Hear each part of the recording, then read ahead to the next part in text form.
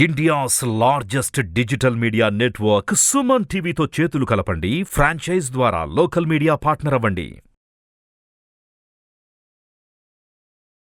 నమస్కారం శ్రీనివాస్ మూర్తి గారు. నమస్తే అండి. ఎవ్రీ ఇయర్ ఏ ఎలక్షన్కి సంబంధించిందైనా సరే, అంటే జనరల్ ఎలక్షన్స్ మనం మాట్లాడుకుంటూ ఉంటాం. ఇప్పుడు ఫర్ ఎగ్జాంపుల్ కుప్పం లాంటివి తీసుకున్నా, అలా తెలంగాణ పాలిటిక్స్లో కొన్ని ఏరియాలు మనం చూసుకున్నా కూడా రిజల్ట్ ఏ విధంగా ఉంది అని అంటే మీ ప్రెడిక్షన్కి తగ్గట్టే యాక్యురేట్గా జరిగినటువంటివి ఉన్నాయి. అండ్ దానితో పాటు ప్రీవియస్ వీడియోలో చంద్రబాబు నాయుడు గారికి ఎప్పుడు బెయిల్ వస్తుంది సార్, అవకాశం ఏముంది అని అంటే కూడా దానికి మీరు ఇలా ఉంటుందని చెప్పేసి పర్ఫెక్ట్ క్యాలిక్యులేషన్ ఇచ్చారు. మీరు ఆ నెంబరింగ్ కూడా చెప్పారు. మీరు అంటే పర్టికులర్గా ఈ 23 అనే నెంబర్ అనుకుంటాను, ఐ థింక్. అవును, 23. ఆ 23 అసలు ఏంటి అనే దాని వెనకుండేటువంటి స్టోరీ ఏంటి అనేది కూడా మీరు చెప్పడం జరిగింది.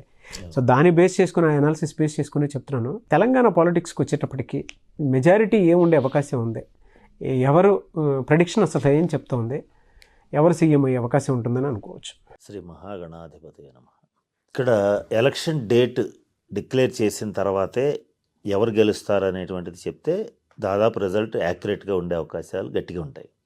అలా కాకుండా ఎలక్షన్ డేట్ని బేస్ చేసుకోకుండా, పార్టీ జాతకాన్ని బేస్ చేసుకోకుండా, వ్యక్తిగత జాతకాలు అంటే ప్రధాన ప్రత్యర్థుల మధ్య ఉన్నటువంటి జాతకాల్లో ఉన్నటువంటి ఆ ప్లస్లు మైనస్లు బేస్ చేసుకోకుండా చెప్పకూడదు. ఇక్కడ దాదాపుగా ఎలక్షన్ డేట్ వచ్చేసేసింది 30 తారీఖు నవంబరు. అట్లాగే రిజల్ట్ డేట్ కూడా ఇచ్చేశారు. ఈ డేట్లను బట్టి ఈ తెలంగాణలో ఉన్నటువంటి ప్రధానమైనటువంటి అభ్యర్థులు ఎవరని చూస్తే మొట్టమొదట ముఖ్యమంత్రి కేసీఆర్ గారు, తర్వాత రేవంత్ రెడ్డి గారు, అట్లాగే బీజేపీ పార్టీ అంటే ఒకళ్ళది ఉండదు కదా, ఆయా పార్టీలు అంటే టీఆర్ఎస్ బీఆర్ఎస్గా మారింది. అట్లాగే బీజేపీ కాంగ్రెస్, వీటికి సంబంధించినటువంటి జాతక బలాబలాలన్నింటినీ పరిశీలించిన తర్వాత కేసీఆర్ గారి జన్మ జాతక రీత్యా మేషలగ్నం, కర్కాటక రాశి, ఆశ్లేష నక్షత్ర జాతకుడైన, అయితే ఆయన జన్మ జాతక రీత్యా ప్రస్తుతం గురుమహర్దశ రన్ అవుతోంది. గురుమహర్దశలోకి వచ్చాడు ఆయన. ఈ టైము అది వచ్చిన తర్వాత జాతక బలం బాగుంది అన్న తర్వాతనే ఎలక్షన్స్కి ఆయన వెళ్ళటం అనేటువంటిది జరిగింది. ఆయన జన్మ జాతక రీత్యా ఆయనకే ఎక్కువగా సీఎం అవడానికి ఇక్కడ అవకాశం అనేటువంటిది ఉంది. అయితే చాలామంది అంటుంది ఏంటంటే ఆయనకి అష్టమ శని సంచారం జరుగుతోంది. ఆశ్లేష నక్షత్రం, కర్కాటక రాశికి అష్టమ శని సంచారం జరుగుతుంది. మరి అష్టమ శని సంచారంలో సీఎంగా ఎలాగా అవుతారు అని అంటే, గతంలో కూడా నేను చాలా వీడియోస్లో చెప్పాను. అష్టమ శని, ఏలినాటి శని, అర్ధాష్టమ శని, శని మహర్దశ, వీటిల్లో ఏది జరిగినా కూడా అధికారం రావడానికి ఏమాత్రం ఆలోచించుకోవాల్సిన అవసరం లేదు. ప్రధానమంత్రి మోడీ గారు కానీ, ఒకప్పుడు స్వర్గీయ సీనియర్ ఎన్టీ రామారావు గారు కానీ, ఎవరైనా సరే ఏలినాటి శనిలో, అష్టమ శనిలో, అర్ధాష్టమ శనిలో సీఎంలుగా, పిఎంలుగా చాలామంది ప్రమాణ స్వీకారాలు చేసిన వాళ్ళే, సక్సెస్ఫుల్గా పరిపాలన చేసిన వాళ్ళే. దానికి అధికారం రావడానికి సంబంధం లేదు. అధికారం వచ్చే అవకాశాలు కూడా ఎక్కువ ఉంటాయి, ఒక మొక్క చెప్పాలంటే ఉంటాయి. కానీ ప్రాబ్లం ఏమవుతుందంటే వచ్చిన దగ్గర నుంచి వేరే ప్రాబ్లమ్స్ వస్తాయి. ఇది ఇందులో విషయం. ఏలినాటి శనిలో మోడీ గారు ప్రధానమంత్రి అయిన తర్వాత కరోనా లాంటి ఒక భయంకరమైన విపత్తుని ఆయన ఫేస్ చేయాల్సి వచ్చింది. అంతంత మాత్రం వాడేది చాలా ఇబ్బంది పడేవాడు. అట్లాగే ఎన్టీ రామారావు గారు కూడా ఏలినాటి శనిలోనే ఇట్లా సీఎం అయిన తర్వాత తీవ్రమైన అనారోగ్యానికి గురయ్యారు. ఇట్లాంటివి జరుగుతాయి. అంతే తప్పితే సీఎం కావడానికి దానికి సంబంధం లేదు. ఫస్ట్ అది అందరూ తెలుసుకోవాలి. ఓకే. కాబట్టి అష్టమ శని ఆయన గెలుపుకి అడ్డం కాదు. ఖచ్చితంగా ఇప్పుడున్నటువంటి జాతకాల్లో ఆయనదే బలంగా ఉంది. ఈ టర్మ్ మాత్రం ఖచ్చితంగా కేసీఆర్ గారే సీఎం అవుతారు.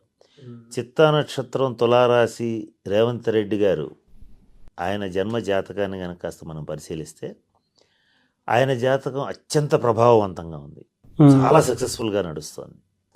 అయితే ఇక్కడ ఒక చిన్న ఇబ్బంది ఉంది. ఏమిటంటే ఆయన జాతకం బలంగా ఉంది, కానీ కాంగ్రెస్ పార్టీ జాతకం కానీ, కాంగ్రెస్ పార్టీ అధినేత్రి మన సోనియా గాంధీ గారి జాతకం కానీ, రాహుల్ గాంధీ గారి జాతకం కానీ బాగాలేవు.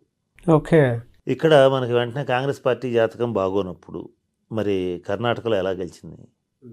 మరి అంతే కదా, వచ్చింది సహజంగా అడుగుతారు. అవును, మరి మీరు బాగాలేదంటున్నారు, అక్కడ గెలిచింది అంటే మీదన్నా తప్పై ఉండాలి, అక్కడ గెలవడమన్నా తప్ప గెలిచింది కదా అని అడుగుతారు. ఖచ్చితం అది. అంటే ఇక్కడ మనం కాస్త జాగ్రత్తగా గమనిస్తే, ఇందాకే చెప్పాను, పార్టీ జాతకం గమనించాలి, సీఎం పర్సనాలిటీ జాతకం గమనించాలి, రెండు గమనించాలి. రెండిట్లో అక్కడ సీఎం క్యాండిడేట్ జాతకం చాలా బలంగా ఉంది, దానికి తిరుగులేదు.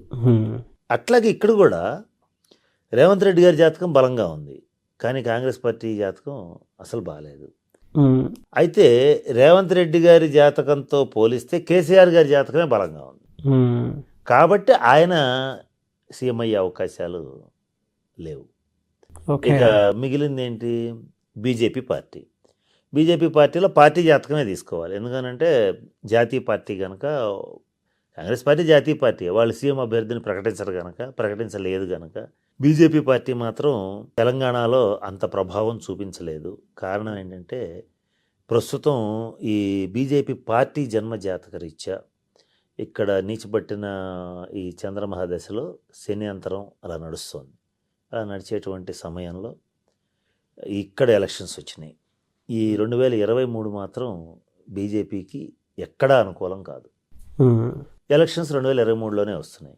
మళ్ళీ 2024 మార్చి ఏప్రిల్ నుంచి బీజేపీ పార్టీ ప్రభ బాగా పెరుగుతుంది. అంటే దశ మారుతోంది, చాలా మంచి దశ వస్తుంది బీజేపీ పార్టీ జాతక రీత్యా. ఇప్పుడు ఇక్కడ ఉన్నటువంటి బలాబలాలని బేరీ చేసిన మీదట బీజేపీకి అయితే అవకాశం లేదు. Point number 1. కాంగ్రెస్లో రేవంత్ రెడ్డి గారికి ఆయన ఖచ్చితంగా ఒక కేంద్ర మంత్రి సీఎం అయ్యేంత జాతకమే అయిందేం డౌట్ లేదు. కానీ కాంగ్రెస్ పార్టీ జాతకం బలంగా లేదు. కంపేర్ చేసుకుంటే కేసీఆర్ కంటే వీక్గా ఉంది కనుక ఆయనకి కూడా సీఎం అయ్యే అవకాశం లేదు. ఇక మిగిలింది కేసీఆర్ గారు. కేసీఆర్ గారే ఈ టర్మ్ సీఎం అవుతారు. కానీ అయిన తర్వాత మాత్రం కొంత ఆయనకి హెల్త్ ఇష్యూస్ రావటం, కొంచెం ఇబ్బంది పడటం, పరిపాలనలో కూడా కొన్ని కోర్టుకి సంబంధించినటువంటి ఏమంటారంటే ఈ వాయిద్యాలు, కోర్టు కేసులు కావచ్చు, ఈడీ కేసులు కావచ్చు, ఇట్లాంటివన్నీ కూడా కొంత స్కాములు అనేటువంటివి కొన్ని కేసులు అవటం, ఇట్లాంటివి ఏవో జరుగుతాయి. ఇది జరిగినప్పుడు మాత్రం వాటిని ఫేస్ చేయడానికి ఆయన చాలా తీవ్రంగా మానసికంగా ఇబ్బంది పడటం అనేటువంటిది జరిగే అవకాశం ఉంది, ఖచ్చితంగా జరుగుతుంది. ఇది ఇందులో ఉన్నటువంటి విశ్లేషణ. చూద్దామని బట్టి ఏ విధంగా ఉంటుందో, ఎందుకంటే ప్రతిసారి యాక్యురేట్ ఈ విధంగా ఉంటుందని చెప్పేసి ఇచ్చారు మీరు. సో ఇక్కడ పాలిటిక్స్ గురించి అయితే ప్రతి ఒక్కరికి ఉంది అసలు ఏ విధంగా ఉంటుందనే దాని మీద. ఎనీవేస్ థ్యాంక్ యూ అండి, thank you so much Srinivas Murthy గారు.